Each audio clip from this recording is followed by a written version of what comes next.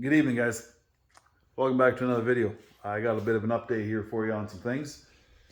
Start with, we got some parts in for the Turbo 400 for the race truck. A couple things. Well, we got a rebuild kit here. So it's a nice rebuild kit from FTI. We got our bushings, our steels, our clutches, we got our intermediate. We're going with the 4 clutch intermediate deal there. A couple snap rings, band. We're not going to be using that band. The intermediate band we're not going to be using anyway. We also got the 34 element sprag here. I believe this is actually what caused our issue in the S10 in the first place. Wow, I can't do that with one hand now, can I?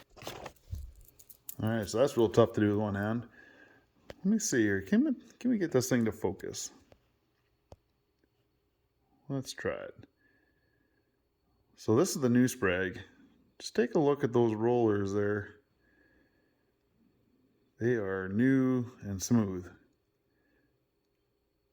Okay. Go ahead and put that back in there. All right, continue off here. I got the direct drum here. And here is the old sprag that was in the truck. Let's see.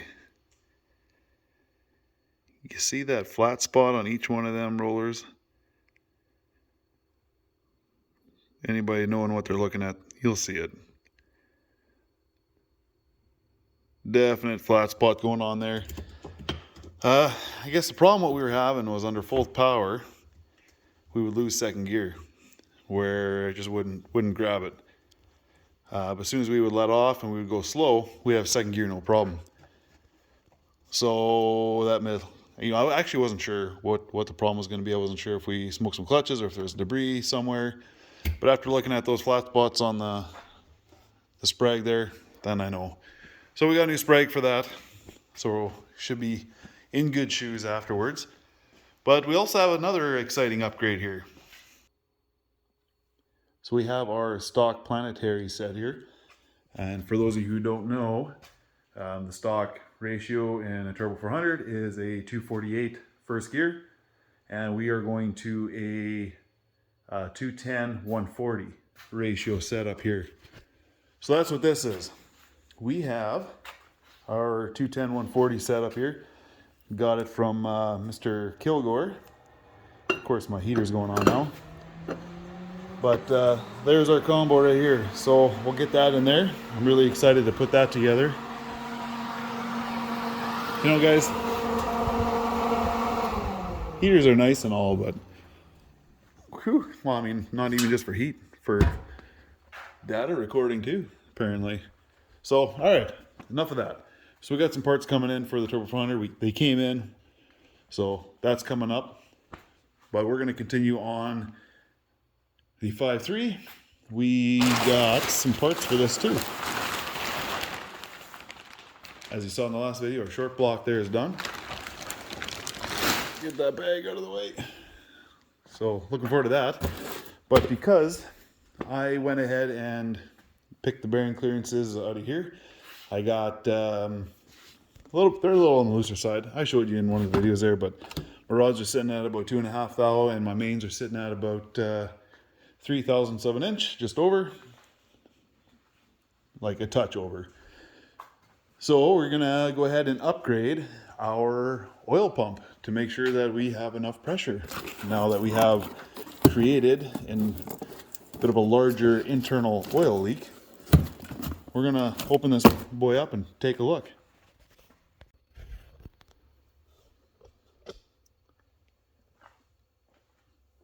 Okay, so the oil pump I'm going with is a 10-296.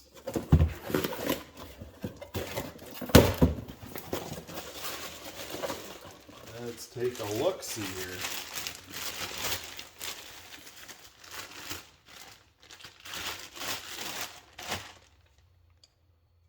Wow. I mean, hey, it looks fancy, right? If it's fancy, it's gotta be good. What else we got here? Got a couple of O-rings. And we've got a couple different choices here for spring pressure.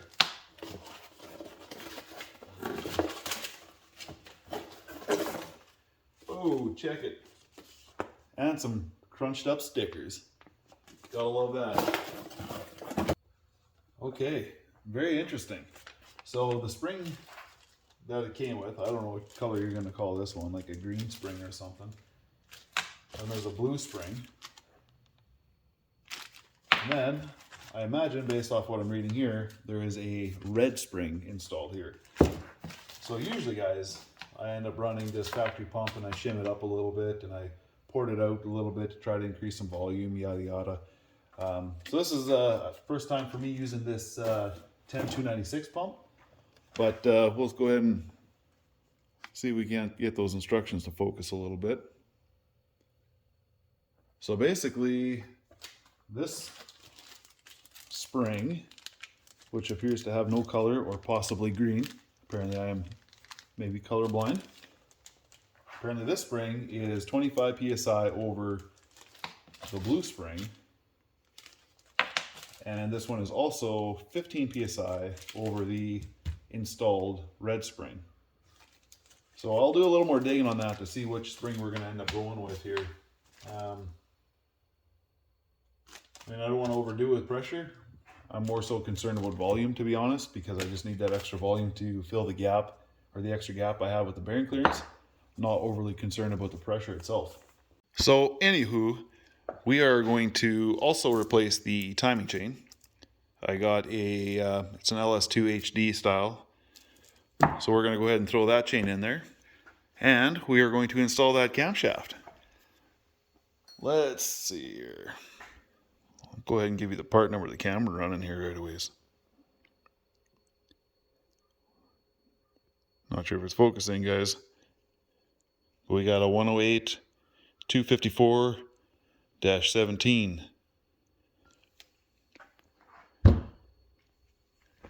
So we're going to go ahead and set up. We're going to install that cam. We're going to install some lifters. They're just the factory style LS7 lifters. Nothing too fancy there. So we're going to get that installed. The timing chain, the oil pump, and then we're going to, we'll move on from there. We'll see which direction I want to go, up or down. Usually I like to leave the oil pan for last, because if you're a klutz and you accidentally drop something in the top end when you're doing the cylinder head work, at least that way it's going to end up down here and you're going to maybe hear it hit the ground versus the oil pan. So, bit of a trade-off there. All right, so here we go. Pretty straightforward. I'm not going to have to explain a whole lot here, I don't think, but basically we got a roller camshaft. I got some assembly lube. Sorry, it's more like braking oil. I'm going to lube up the journals. The bearings inside the block here already are lubed up. So we're going to lube it up and we're going to gently shove it in. Gently shove it in. Kind of contradicts each other a little bit.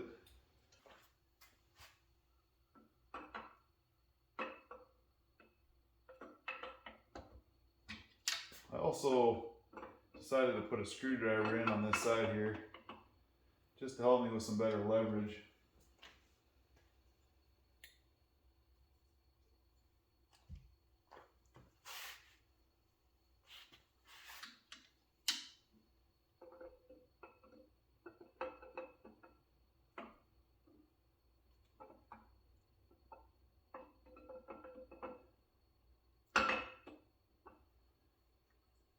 And just like that, it is in. Now I gotta be careful, I don't have that back plate on the engine. Man, can you see that even? Look at how beautiful she turns. Like butter. So we're gonna put our new plate on here.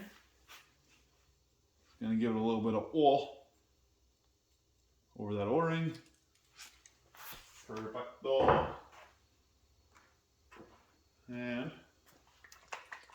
also going to use some Loctite. Alright, and we're going to get this plate over top the cam. Get it started.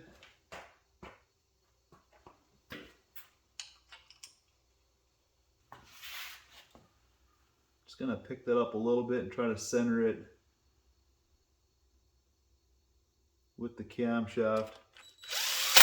as I snug this guy down.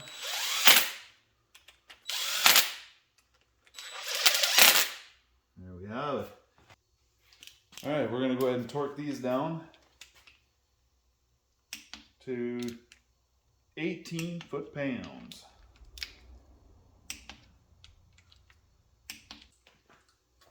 So I'm just gonna go ahead and get number one cylinder to the top, so my dot is up. Nice easy line up for me there. We got our cam gear. All right, let's get that cam positioned correctly first, which is about that area. Let's double check it here. Yep, right there's our alignment. Take that back off. Let's get our chain on it.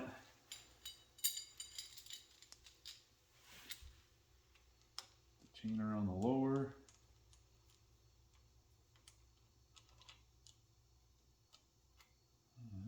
And that should be it right there.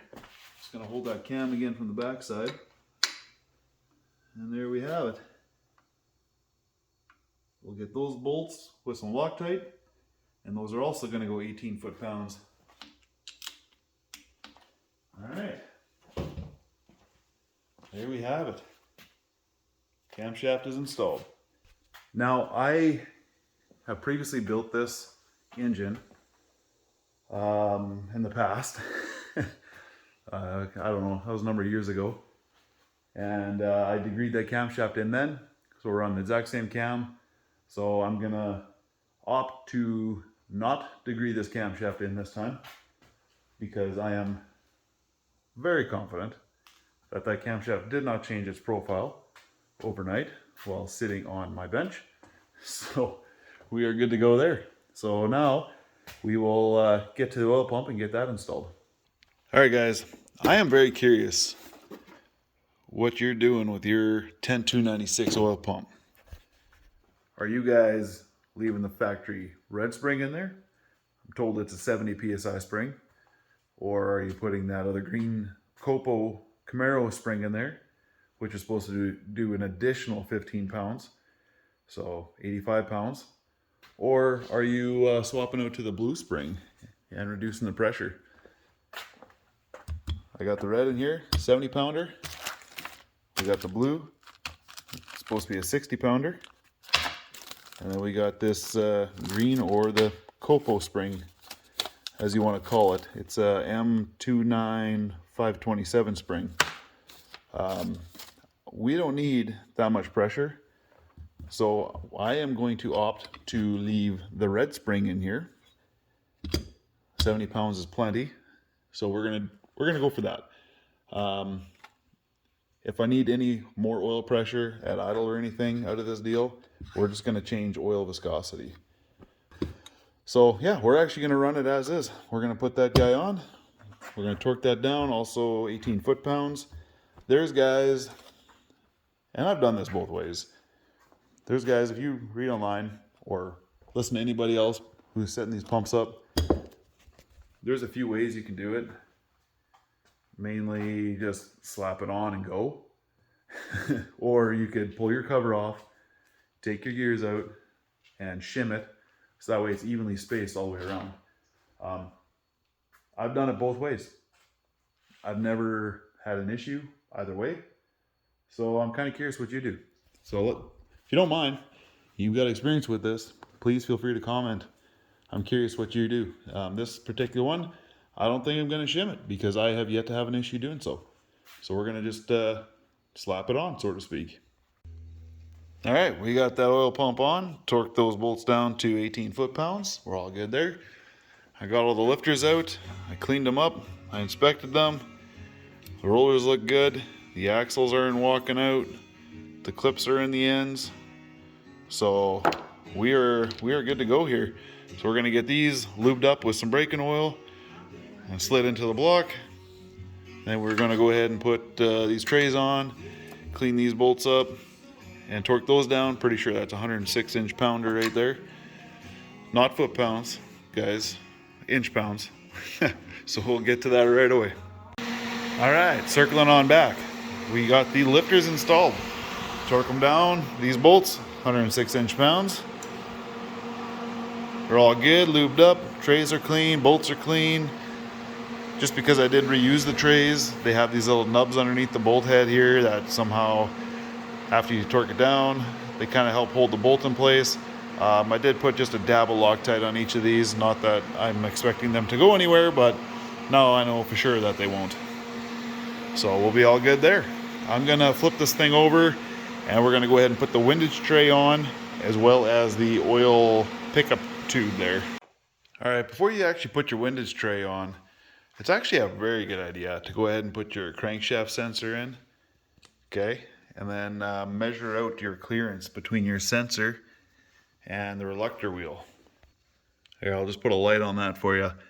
You want to measure that gap between the reluctor wheel and the sensor. This one was about 10 thou at its loosest and about 5 thou at its tightest. Even 5 was pretty tight, the 5 thou feeler gauge in there.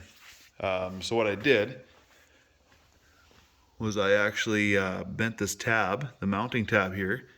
As you can see, it's not straight, it's slightly bent, so that the sensor is a little bit out versus where it was before. So now I'm at 18 at the loosest and about 12, 13 at the tightest. So good idea to put that in, check that clearance now while you got the windage tray off and you got the room for it. Okay, so we're gonna just go ahead and replace this O-ring here. That is not even too bad, not even too bad.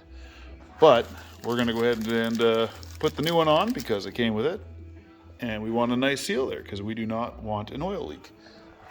So if you would look at the instructions, this is the dipstick end that we got with that taper or the groove, which is the same one there.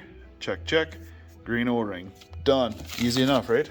So we're gonna go ahead and put that green one on there. Gonna clean this up, put that one on there. We're gonna put a little oil around it, and then we're gonna go ahead and seat it. Okay, we got the oil pump pickup tube here all mounted. The windage tray is on. 106 inch-pounds for this bolt. All the rest are 18 foot-pounds for the nuts there. You will see that I do have a washer underneath the pickup tube there. And you'll see why in a bit. I'm going to take the oil pan. I'm going to clean it, put the gasket, the pan gasket on. I'm going to put some shop towel over the pickup tube with some Play-Doh on top. Then I'm going to take the pan, put it on, and I'm going to squish it so it's laying flat. Take it off, and I'm going to measure the distance between the pickup screen here and the bottom of the pan. From history, I know that usually it takes a couple washers to get this where I want it. So it's nice and close to the bottom of the pan, but not too close, so you're not sucking just the bottom of the pan. You obviously don't want that either. So that's going to be up next for that side. Okay, guys, we got another washer in here actually. I had one in there. I checked our clearance, and we were about just over 3/8 of clearance or so. So I added another one, and now we are about 300 thousandths of an inch, something like that, just over a 1/4 inch. So that's kind of what it looks like after I cut it. So it's got a nice little imprint there from the screen. I did have the rag on top, so that way no Play-Doh gets squished into your screen. You obviously don't want that. But yeah, that's our clearance between the pan and the oil pickup tube there. So we are now looking good. All right, ladies and gents, I apologize. My videos have been kind of on the longer side, so I'm actually going to cut this one off right here, and we'll continue it on the next one. Thanks a lot for watching, and stay tuned.